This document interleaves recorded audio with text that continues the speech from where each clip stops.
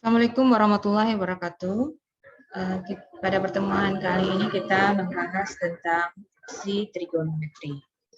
Mungkin istilah trigonometri pernah adik-adik pelajari waktu SMA atau SMK dulu ya.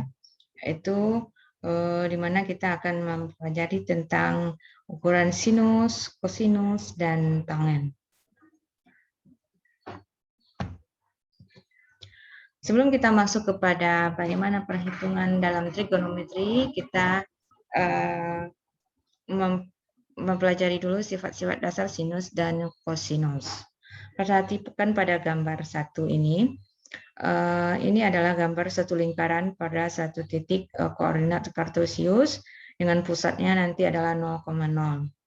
Kemudian dia mempunyai jari-jari sebesar satu satuan, sehingga model dari persamaan dari lingkaran ini yaitu X kuadrat ditambah Y kuadrat akan sama dengan 1. Di mana 1 menunjukkan jari-jarinya ya dari satu lingkaran. Misalnya lingkaran ini jika dia mempunyai jari-jari 1, maka kelilingnya adalah 2V. Ya, kalian sudah pernah belajar keliling lingkaran akan sama dengan 2VR, ya kan? 2 kali V kali R. Sedangkan pada gambar satu ini bahwa R-nya adalah sebesar satu satuan. Karena pada titik A ini panjangnya yaitu 1,0. Berarti ini terdapat panjang R-nya adalah sebesar satu satuan. Mana V sama dengan 22/7 atau 3,142857 sekian-sekian. Kemudian ada suatu titik ya, kalau satu titik panjang busur dari A ke P ada titik P itu E, Y ya. Jadi misalnya sembarangan titik itu misalnya X, Y. Letaknya di sini ya. Jadi kalau kita ukur ya satu titik dari A ke P ini kita sebut dengan busur ya. Yang berlawanan arahnya berlawanan dengan arah jarum jam. Nah, ini kita simbolkan dengan busur T nantinya. Jika T merupakan bilangan real, maka nanti sin T akan sama dengan Y dan cos T akan sama dengan X. Kemudian mutlak sin T itu kecil sama dengan 1 dan mutlak cos T akan kecil sama dengan 1. Ya, jadi nilainya nanti sin T mutlaknya itu kecil sama dengan 1, cos T juga kecil sama dengan 1. Karena T kita perhatikan ya pada ini ya. T ditambah 2V itu menunjukkan titik PQ yang sama lagi ya. Misalnya ini kalau kita lihat pada titik PXY, jadi keliling itu kan 2V ya, 2V. Jadi kalau T ya ditambah 2V itu kembali lagi ke titik PXY ya. 2V kan kelilingnya lagi ya, diputar, ternyata dia akan kembali ke titik PXY. Maka nanti sin T ditambah 2V akan sama dengan sin T ya. Dan cos T ditambah 2V akan sama dengan cos T. Kemudian kita perhatikan pada gambar kedua, ada satu titik P1 yaitu X, Y, letaknya di sebelah sini ya. Kemudian P2 yaitu X, min Y. Ya.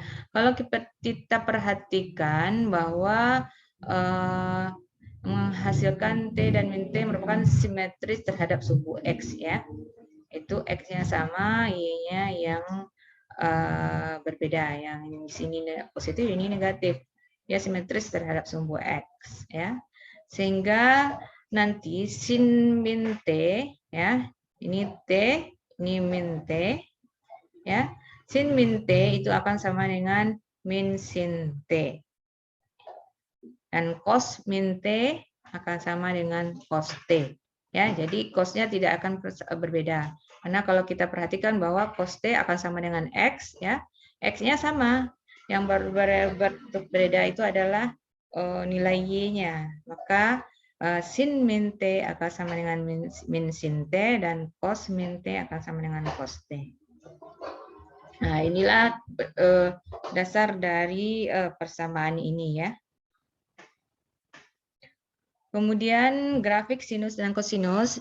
Jadi kalau kita lihat bahwa nanti misalnya T-nya sebesar 0, maka sin T 0, cos T 1. Ya. Kemudian ketika T-nya adalah V per 6, ya, itu maka sin T-nya adalah setengah dan cos T-nya akar 3 per 2. Dan begitu seterusnya, inilah grafik sinus dan kosinus, perhitungan dengan T atau busurnya mempunyai ukuran seperti berikut. Ya. Dimana nanti kalau ukuran V, berarti itu akan sama dengan 22/7 ya. Nah, saat dia V, maka sinnya adalah 0 dan cosnya min 1.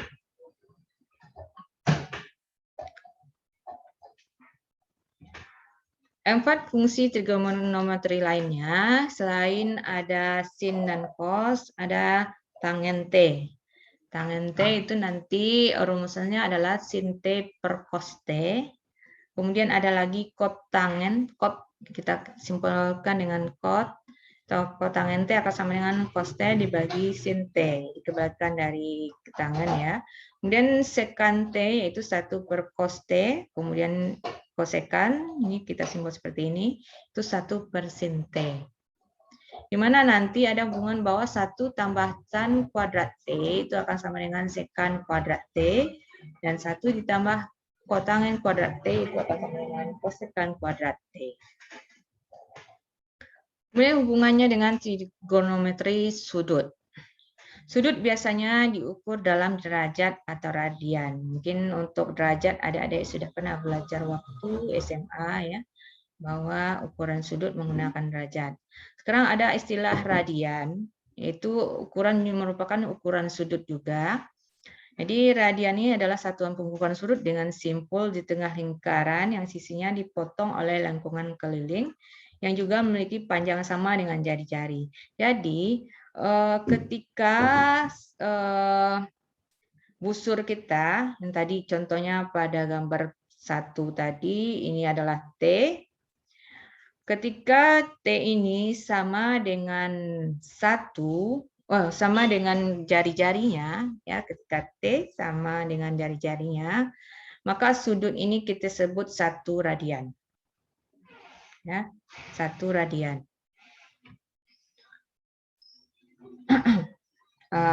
Sudut yang berpadanan ya, sudut berpadanan dengan satu putaran penuh berukuran 360 derajat ya, atau 2 V radian. Jadi kalau ini 1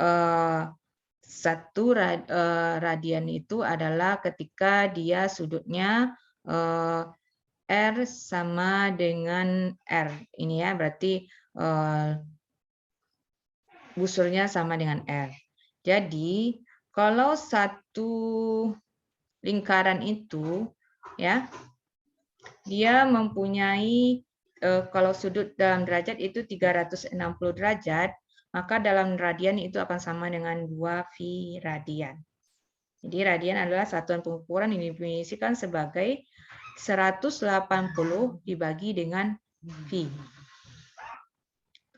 Ya. Jadi pengukuran radian ini adalah 180 dibagi dengan 180 derajat dibagi dengan V, atau kira-kira 57,2958 derajat. Kadang-kadang singkatan radian biasa digunakan untuk dengan singkatan rad ya. Jadi radian nanti disingkatan dengan rad, itu ukuran melingkar. Jadi nanti 180 derajat itu sama dengan V radian, itu akan mendekati 3,14,15 sekian radian, atau 1 radian akan sama dengan 57,2957 derajat, atau 1 derajat nanti akan sama dengan mendekati 0,0174533 radian.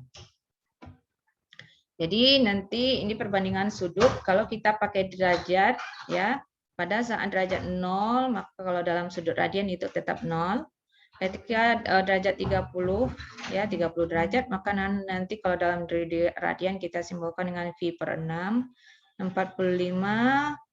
radiannya 45 derajat, nanti radiannya V per 4, begitu seterusnya. Ini adalah tabel hubungan antara sudut dan radian.